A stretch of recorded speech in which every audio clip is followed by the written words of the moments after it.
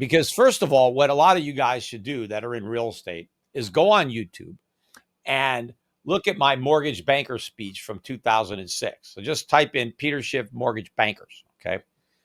And I was there to promote my hedge fund to short the subprime mortgage market. Now, I went and I spoke at that conference a year earlier in 2005, which was actually the peak of the residential real estate bubble. And I was the only bear on the panel saying that, this is a bubble, real estate's going to go down. And a year later, the cracks were starting to show. And so they said, hey, it looks like you were kind of right. Things are, can you come back to the conference?